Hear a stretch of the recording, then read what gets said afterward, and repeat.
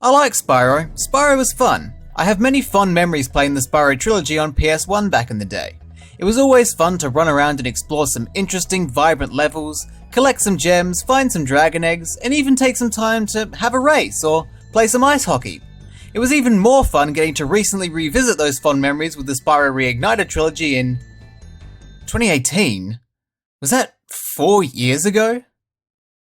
Anyway, the point is, the games in the original Spyro trilogy are collectathon masterpieces, and they're always a joy to play.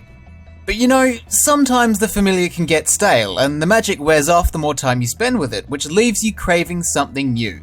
It happens with jobs, it happens with marriages, and it happens with video games. You end up wanting something you've never seen or experienced before in your life. Up until recently, the first 3 Spyro games and their remakes were the only ones I'd ever played, but I was aware that there were plenty of other Spyro games that followed them, so I thought, why not give them a try? Enter Spyro, Enter the Dragonfly. The only thing I knew about this game going into it was that it was pretty much Spyro 4. That's it. That's the only thing I knew. And I was excited. I was looking forward to trying out what was, for me at least, a new Spyro game. The only thing I was hoping for was that Enter the Dragonfly was just as fun as the original trilogy. And was it? No. Not even fucking close. Spyro Enter the Dragonfly is an absolute trash fire. This game takes underdeveloped mechanics, half-baked ideas, and performance issues and combines them into a steaming hot pile of Dragonfly shit. I have a lot to say about this game, so let's just get stuck into it.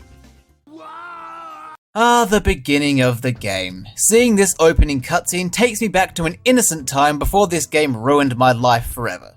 Oh, how naive I was back then. I had no idea what I was in for. I went into this game with a positive and optimistic mindset, and I was genuinely excited to play it. But even within that frame of mind, the first thing I noticed was that it looked terrible. Particularly the character models. Spyro and Sparx look okay, I guess, but that's about it. The rest looks crap. Hunter looks like the love child of Alex the Lion and Mayor McCheese, and Ripto is just a pulsing blob of red Play-Doh. I would comment on Bianca, but you never see her after the opening cutscene anyway, so it doesn't even matter. After the opening cutscene makes a half-assed attempt at setting up the plot of the game, you get to start running around, meaning you'll very quickly notice that the environments in the game also look crap. And before you say something like, come on mate, the game came out in 2002, cut it some slack, I just want to mention that Ratchet & Clank and Sly Cooper both also came out in 2002, and they look great, so this game has no excuse.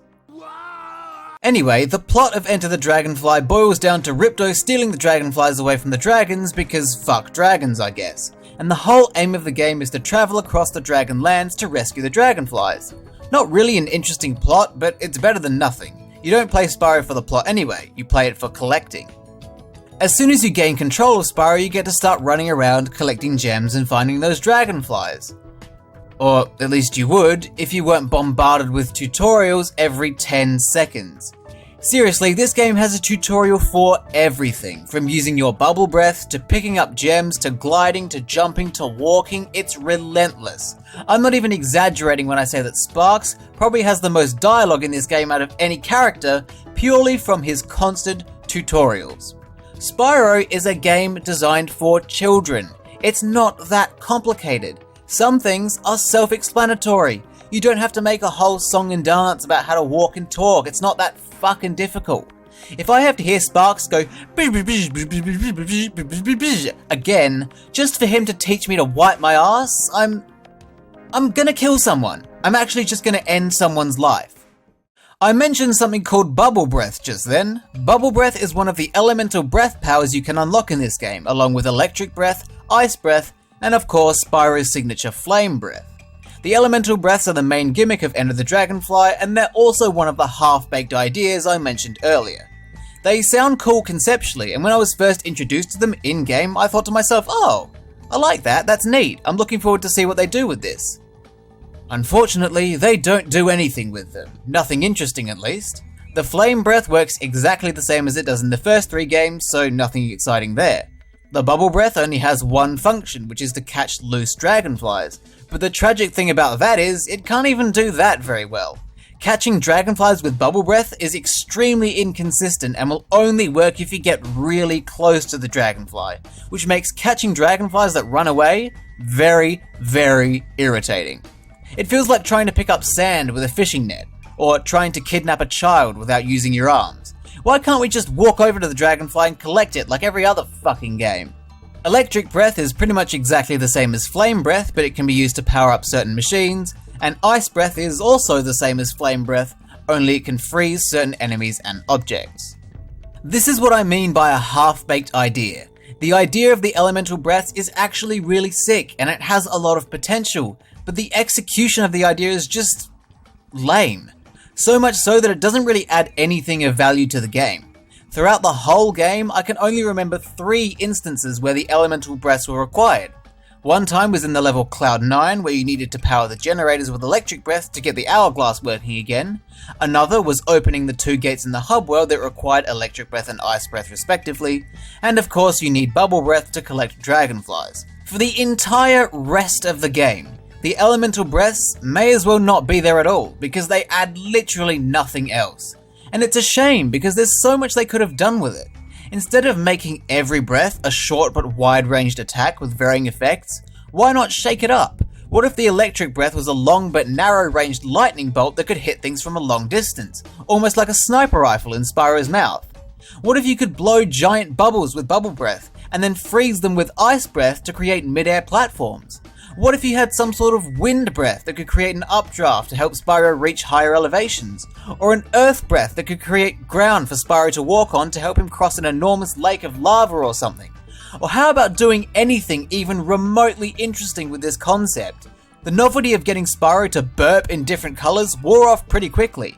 I think it's the missed potential that makes this gimmick so disappointing. It could have been something really cool and interesting, but it's just nothing. It's funny that I used the word nothing just then, because the levels in this game are full of it. In fact, I'd say they're absolutely overflowing with nothing. I've never seen so much nothing in my life. Enter the Dragonfly has a total of 8 levels, 9 including the hub world, and they all suffer from the exact same problems. Every level in this game is too big, and that's a major issue. It may not sound like it, but I'm telling you, size matters.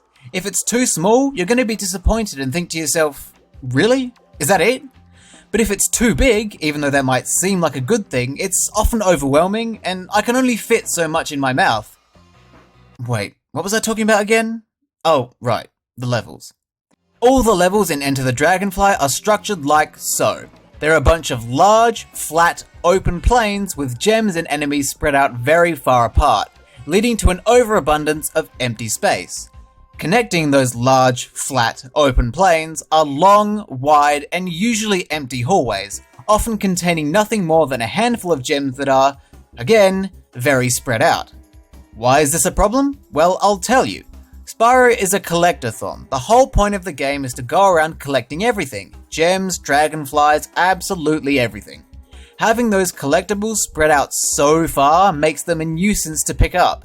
It's unbelievably tedious having to scour every corner of those open plains and zigzag through those enormous hallways just to collect everything. It's ridiculous. The way the game is designed is so damn annoying, it discourages you from actually playing the game in the way you're meant to. The appeal of Spyro games is to collect.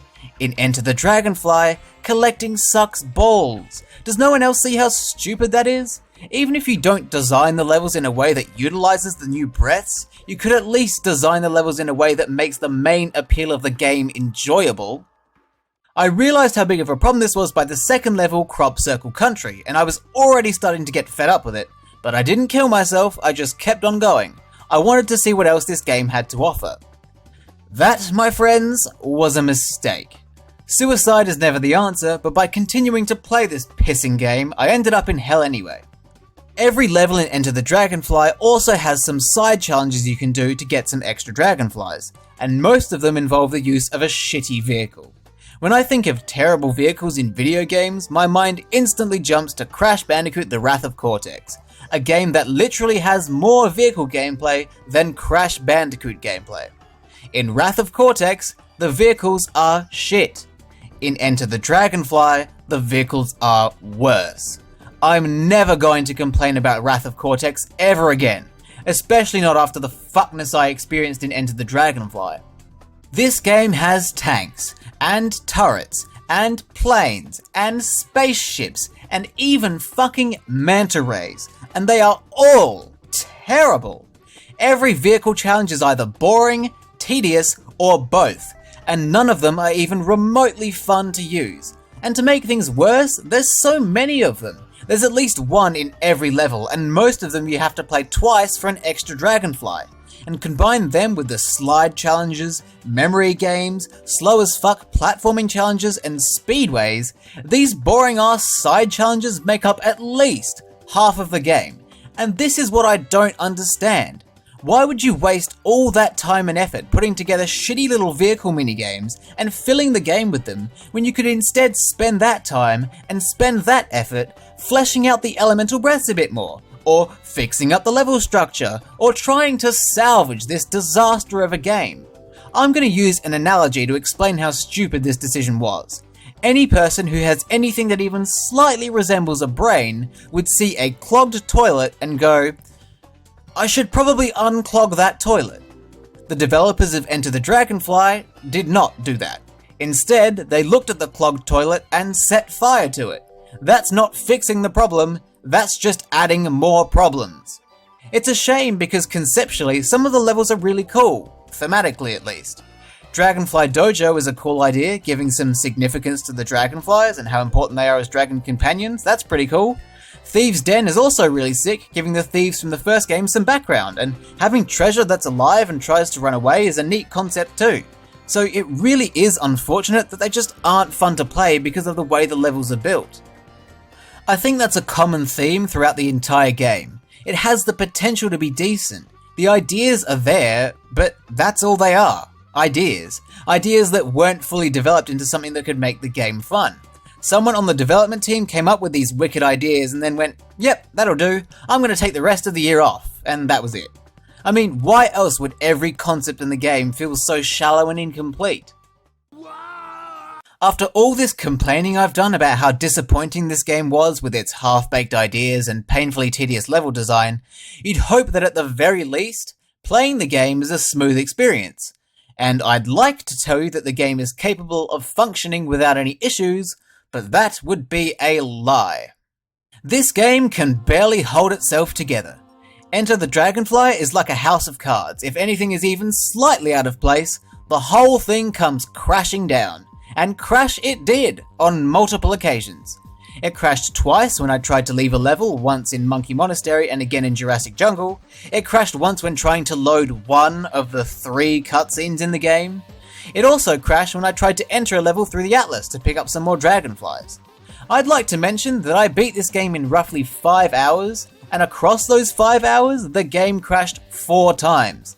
So about once every hour and 15 minutes. That is atrocious! Never in my life have I seen a game shit itself that frequently.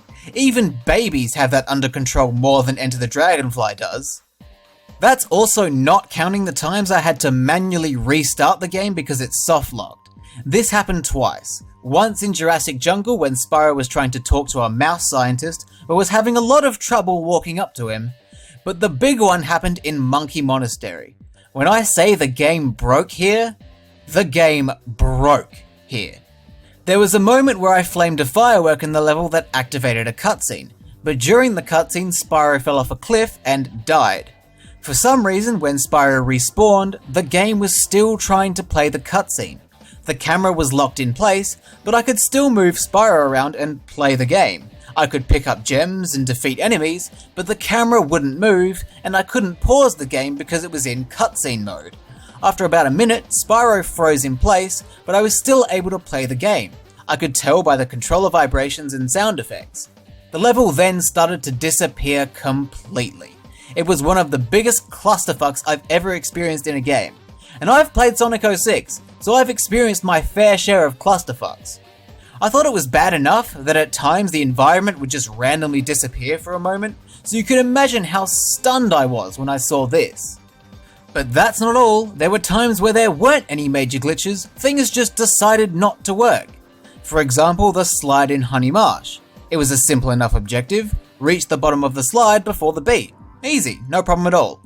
I got to the bottom of the slide long before the bee did, so naturally I was expecting a dragonfly. But the hokey hillbilly straw hat alligator fuckwit would not talk to me no matter what I did. I'd run around at the bottom of the honey slide trying to get his dialogue to activate until the bee finished the slide 30 seconds later, at which point that crocodile bastard told me I lost the race. What in fucking tarnation is that bullshit? And the frame rate, my god. I usually don't care about frame rates, 30 or 60, not fast. As long as it doesn't interfere with my gameplay experience, I don't give a damn what the frame rate is. But here, it is offensively bad. Enter the Dragonfly's frame rate is consistently inconsistent. And by that, I mean that the game will be running somewhat smoothly for a few seconds, then you turn a corner and it tanks. It's like the moment something in the game happens, it freaks out and can't handle it anymore. And it gets really bad in certain minigames, like the tank minigames. Although to be honest, it could just be that I was so fucking sick of looking at the game, my brain couldn't take it anymore, and my eyes started to lag in real life. So far, I've done nothing but bitch about this game. I think all that bitching is justified, and I stand by everything I said, but I don't want to spend this entire video mercilessly shitting all over this game. There's already too much negativity in the world, so let's look on the bright side for a bit, and talk about some things I actually like about this game. Enter the Dragonfly is actually pretty funny. Not on purpose, of course, but it did make me laugh on several occasions. There were obviously moments of unhinged hysterical laughter that I used as a coping mechanism to get through the pain of playing the game, but funny things did happen throughout the game. Things like voice lines being randomly cut off or playing when they're not supposed to. Although I may be practicing compassion, money still has my soul. Thanks, Spyro. These gems are music to my ears and will do wonders as inspiration for my poetry. Some of the Dragonflies have ridiculous names like Ice Boy, Duckweed, and Tushy Station. That made me chuckle. I can just imagine some guy introducing his kids. These are my children, Luke, Sally, Tushy Station. It's so ridiculous. Even some of the animations made me laugh, like the pathetic explosion effect when you let the cows out of the barn in Crop Circle Country. That's a positive. The game was unintentionally very funny. And to be honest, there was a silver lining to suffering through this game. Experiencing everything this game got wrong has given me a much greater appreciation of the first 3 Spyro games. Before Enter the Dragonfly, I would have whined and complained about things like vehicles and other playable characters clogging up Spyro 3, but now that I've played this crap, I can play Spyro 3 and enjoy myself a lot more because hey, at least it's not Enter the Dragonfly. And hey, I have to admit, I'm at least glad that it feels like Spyro. It does play like a Spyro game and gives off a similar vibe to the original trilogy, albeit a bootleg version of it. Spyro definitely controls like Spyro, and I didn't have any issues with that, so I have to tip my hat and acknowledge that they did pretty well there. It's just everything outside of Spyro's body that I have a problem with. So to sum it all up, Spyro Enter the Dragonfly is bad. Really bad. There's nothing that Enter the Dragonfly does that the original trilogy doesn't do better, unless you count being a shit video game, in which case Enter the Dragonfly blows the original trilogy out of the water. Poor level structure, unfinished concepts, and the inability to properly function for more than an hour at a time all conglomerate into a horrific dumpster fire of a game that I wouldn't even wish upon my worst enemy. The only reason I can think of for why anyone would want to play this game is if you're a hardcore Spyro fan, but even then, I think you'd struggle. The game finishes off with this quote at the end of the credits: "Your work is you, don't let you down." A very bold move by the developers to start preaching their philosophies of hard work and determination, considering the state of this fucking game. Spyro Enter the Dragonfly is an absolute shit show, and I can't wait to never, ever play it again.